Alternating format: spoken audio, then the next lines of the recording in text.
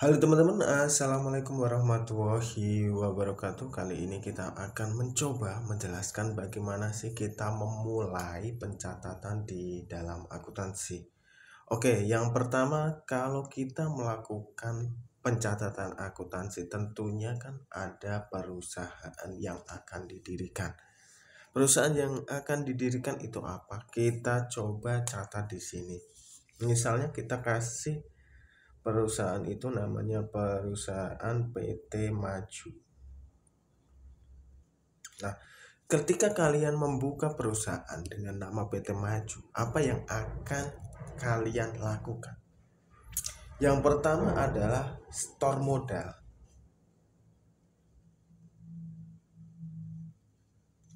Misalnya di sini kita menaruh saja modalnya adalah 100 juta rupiah.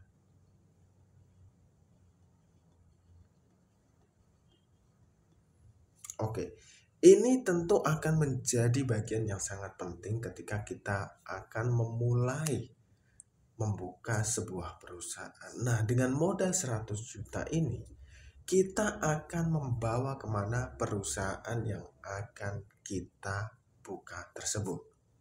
Nah, ini akan digunakan untuk apa, teman-teman? Misalnya, 100 juta akan kita gunakan untuk membeli alat. Misalnya di sini ada yang namanya komputer. Ini beli ya. Beli komputer katakanlah 10 juta.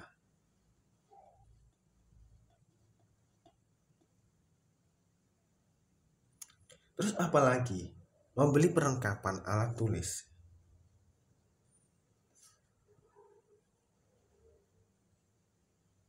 Rp1 juta misalnya. Terus apalagi kira-kira teman-teman? Setelah kita membeli komputer, membeli ATK, misalnya kita menyewa kantor.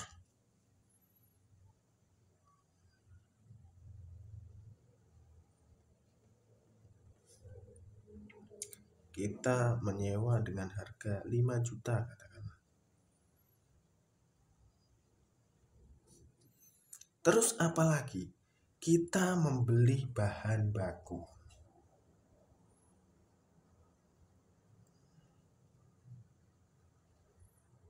Katakanlah 10 juta.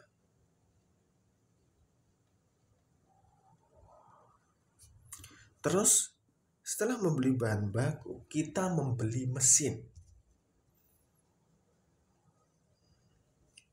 Katakanlah di sini kita membeli mesin seharga 15 juta. Terus setelah kita membeli mesin, apa yang selanjutnya kita perlukan? Misalnya, untuk memproduksi barang tersebut.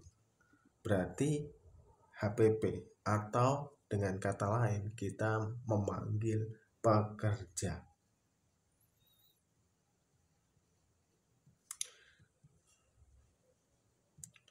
Rp2 juta misalnya sekali produksi. Nah, apa yang akan kita lakukan setelah kita memperoleh data seperti ini? Yang perlu kita lakukan adalah membawa data tersebut ke dalam jurnal. Ingat teman-teman, jurnal sifatnya adalah umum. Tapi ketika kita nanti memiliki transaksi yang sifatnya harian, kita bisa mengkelompokkan dia ke dalam satu kelompok tersendiri. Contohnya apa? Contohnya adalah jurnal penerimaan kas. Terus ada jurnal pengeluaran kas. Terus nanti misal ketika ini tidak diterima dalam kas, misalnya kita melakukan transaksi dan tidak diterima dalam kas, itu berupa piutang, maka itu disebut jurnal piutang. Terus yang selanjutnya adalah jurnal utang. Ini adalah suatu transaksi yang sering terjadi di dalam yang namanya akuntansi, transaksi akuntansi yang bersifat operasional. Terus sisanya kalau yang tidak tercover di sini bisa kita masukkan ke dalam jurnal umum. Seperti ini teman-teman. Nah, jurnal itu bentuknya seperti apa? Seperti yang kita ketahui bahwa jurnal itu ada yang namanya, kita coba gambarkan. Kita ambil kertas lagi yang lain. Kelihatan ya di sini. Kita gambarkan seperti ini.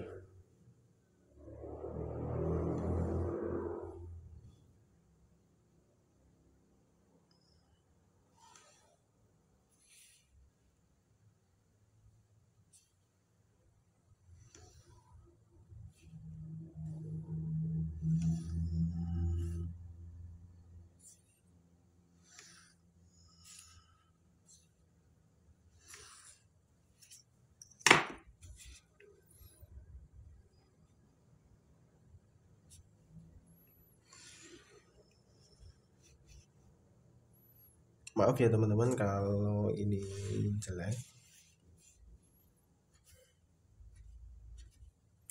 Biasanya seperti ini untuk yang namanya jurnal tersebut teman-teman. Nanti di belakangnya ada yang nambahi, biasanya di sini ada kode, biasanya kode, misalnya ini jurnal umum 001 misalnya seperti itu. Terus ini keterangannya adalah jurnal umum. Terus di sini biasanya adalah tanggal teman-teman, tanggal. Terus di sini ada referensi. Terus di sini nanti ada debit. Di sini ada kredit. Terus di sini ada keterangan.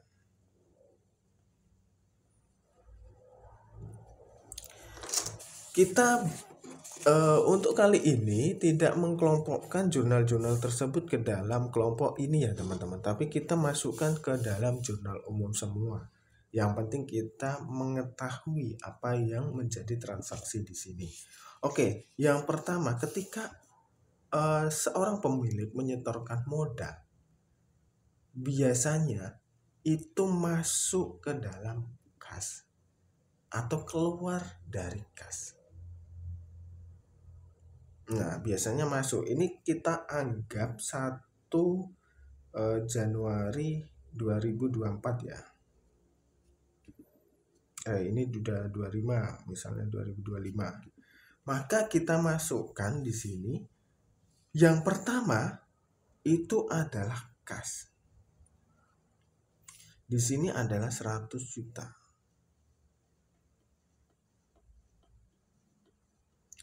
Ingat teman-teman, bahwa debit dan kredit itu harus seimbang. Maka kita akan mencari lawannya 100 juta itu apa?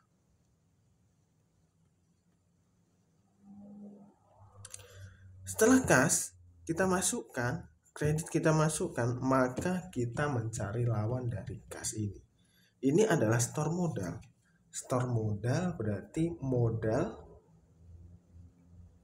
Bapak siapa? Misalnya Bapak Maju. Nah, ini satu transaksi telah kita masukkan ke dalam transaksi di dalam jurnal umum. Padahal kalau kita mau memasukkan ini, kita bisa merubahnya ke dalam jurnal penerimaan kas. Tapi untuk saat ini kita masukkan saja ke dalam jurnal umum terlebih dahulu. Terus yang berikutnya adalah pembelian komputer. Ini masih di tanggal 1 misalnya.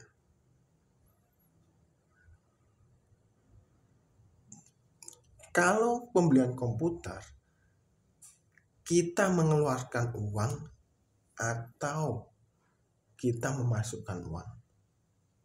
Tentunya kalau pembelian komputer adalah kita mengeluarkan uang. Oleh sebab itu, kita klik saja di sini, kita mengetikkan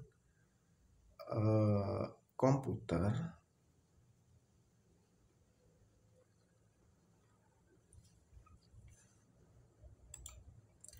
terus lawannya adalah kas. Berarti di sini berapa teman-teman? Di sini adalah berapa? 10 juta.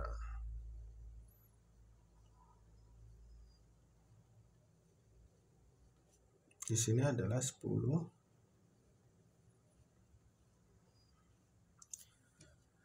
Setelah kita masukkan dua ini, langkah selanjutnya adalah kita memasukkan yang namanya ATK. Misalnya ini tanggal 2. Berarti ini ATK. Kas. 1 juta.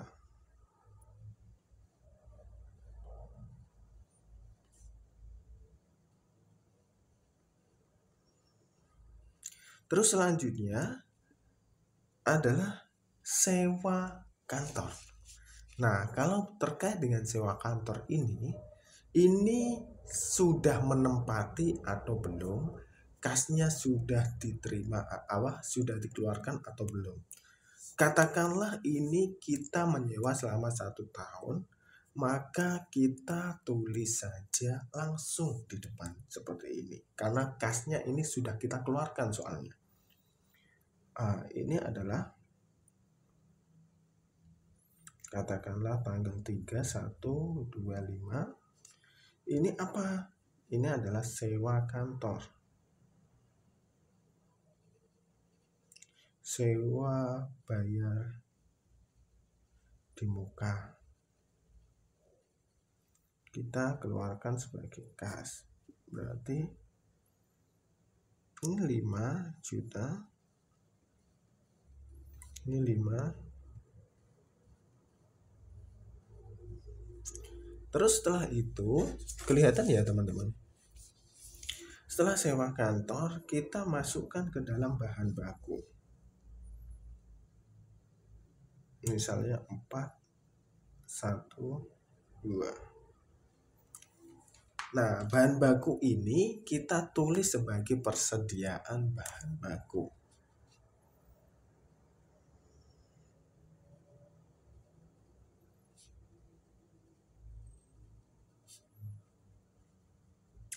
Kenapa kita menulis sebagai persediaan bahan baku, teman-teman? Karena bahan baku itu biasanya digunakan tidak langsung habis. Misalnya kita membeli gandum 1 ton misalnya. Kita kan tidak langsung menggunakan sekali pakai. Ini menjadi persediaan. Dan ketika nanti persediaan ini masuk dalam proses produksi, nanti ada pencatatan tersendiri di dalam proses produksi. Makanya ini harus kita masukkan ke dalam persediaan. Nanti persediaan berkurang, terus nanti bahan baku dalam proses produksi, nanti terus bahan baku sudah jadi barang. Nah, barang nanti menjadi stok, itu nanti ada di proses lain. Tapi di sini yang kita masukkan adalah bahan baku persediaan tersebut. Nanti setelah proses produksi itu selesai dan menjadi barang, nanti itu akan dijual dan masuk lagi ke dalam penjualan dan kas seperti itu. Tapi di dalam jurnal keseluruhan perusahaan biasanya nanti yang masuk itu yang pokok saja. Terus yang misalnya ini nanti biasanya memiliki pembukuan tersendiri. Terus sewa dibayar di muka nanti memiliki pembukuan tersendiri yang nantinya kita akan menggunakan neraca saldo penyesuaian atau yang namanya jurnal penyesuaian sebagai bahan koreksi. Setelah itu masuk ke dalam penyesuaian dan neraca itu menjadi neraca setelah penyesuaian. Nanti ada koreksi tersendiri. Nah, ini yang keluar adalah kas. Kasnya adalah 10 juta misalnya.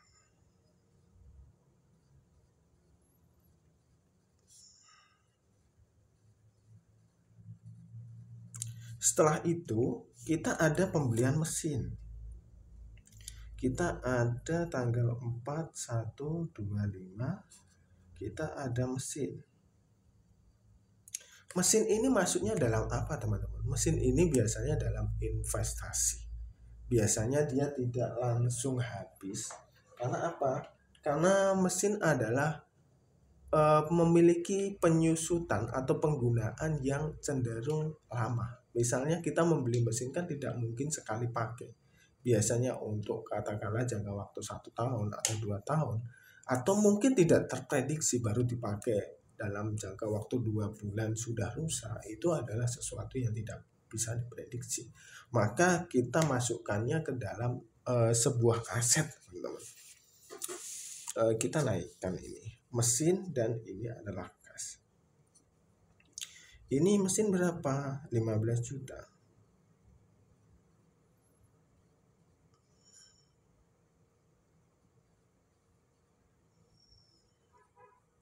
Nah, ini kita coret.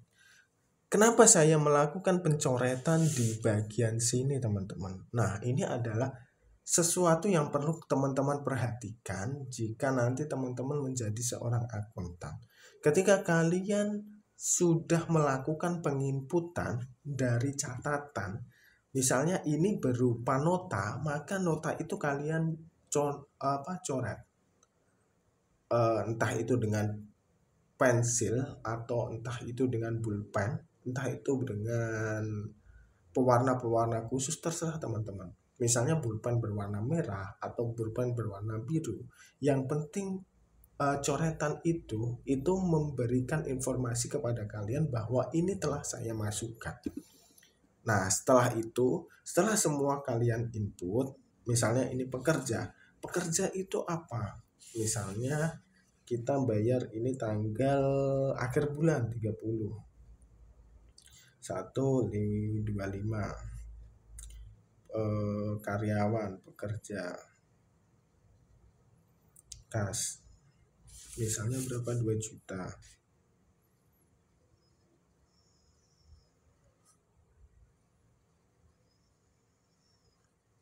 Setelah kita selesai seperti ini, kalian paraf. Paraf itu sesuai dengan identitas teman-teman. Kalau kalian memiliki paraf seperti ini, terus ditambahi misalnya AI, akuntansi Indonesia, terserah teman-teman. Atau bisa misalnya seperti ini, terus AI, terserah teman-teman. Sebagai tanda bahwa itu telah kalian input. Kalau perlu inputan itu dikasih tanggal. Misalnya ini saya masukkan tanggal 24/1/25. Nah, itu sebagai tanda bahwa kalian telah menginput dari informasi atau nota-nota yang telah kalian kumpulkan di sini. Terus ini kan ada referensi, teman-teman. Referensi ini sebenarnya itu perlu diisi. Misalnya kas. Kas itu kodenya apa? Kas misalnya kodenya 001, ya kalian tulis kas itu 001. Misalnya modal, itu kodenya apa? Kodenya itu adalah identitas dengan kepala 3, maka kalian juga harus menulis. Contohnya seperti ini. Misalnya di sini kita menulis bahwa penjualan atau laba rugi, bahwa yang pokok kan ada laba rugi dan neraca kan, teman-teman. Nah, neraca di sini dan laba rugi di sini. Kalau neraca misalnya kita identikan bahwa neraca itu dengan kepala yang harta, terus ini utang, terus ini modal, terus ini adalah penjualan, terus ini adalah biaya. Misalnya seperti ini kita kasih kepala 1, ini kita kasih kepala 2, ini kita kasih kepala 3, ini kita kasih kepala 4, ini kita kasih kepala 5. Maka kita bisa meneruskan. Misalnya kalau kas itu kita kasih 01. Terus nanti kalau ini apa namanya, aset misalnya kita kasih kepala 1, terus ada peralatan berarti 1, 2, 1. Ini misalnya peralatan.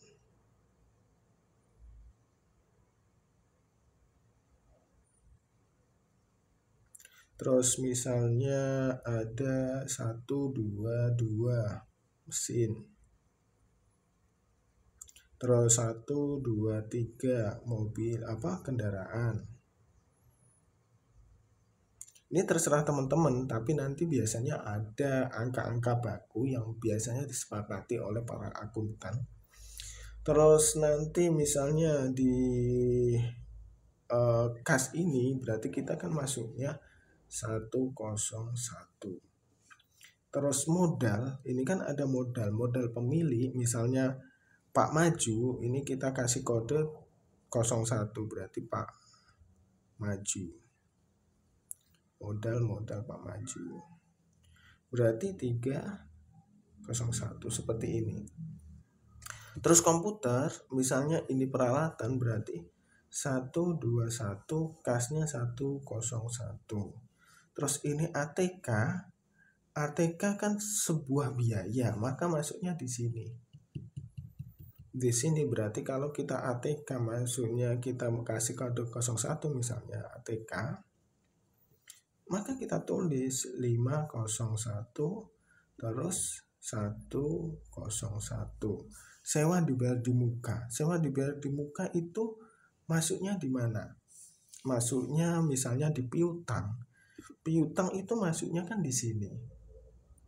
Berarti kita kasih kepala 1 misalnya 111. Misalnya sewa di muka. Berarti kita masukkan 111 terus kasnya 101. Terus persediaan bahan baku ini kan berada di sini persediaan. Misalnya ini di kepala 113 bahan baku. Berarti kan 113 terus kasnya adalah 101. Terus mesin ini kan ada 122 terus kasnya 101. Terus pekerja ini kan masuk dalam biaya. Berarti kita misalnya 502 adalah pekerja. Maka kita masukkan 502 101. Maka ini selesai teman-teman. Ini adalah sebuah pencatatan yang telah kita masukkan ke dalam yang namanya jurnal. Nanti pada identitas lain terkait dengan jurnal kas atau jurnal yang lain itu hampir sama seperti ini, tapi mereka memiliki informasi yang lebih khusus. Kalau jurnal umum itu semua masuk. Kalau misalnya jurnal penerimaan kas, maka kas yang masuk saja yang kita tulis. Misalnya kas yang masuk kan ini adalah kas masuk. Nah, selain kas masuk kan ada yang namanya kas keluar. Ini adalah kas keluar. Terus kas keluar, kas keluar, kas keluar, kas keluar, kas keluar. Maka nanti ini adalah ada pencatatan tersendiri. Kalau kita menggunakan jurnal khusus untuk kas masuk, kas keluar, terus untuk piutang, terus untuk hutang, itu kita menggunakan pencatatan tersendiri, maka itu ada jurnal khususnya. Seperti itu teman-teman. Semoga sedikit penjelasan ini, sedikit ilmu yang saya sampaikan ini bisa memberikan informasi yang bermanfaat bagi kalian semua. Dan wassalamualaikum warahmatullahi wabarakatuh.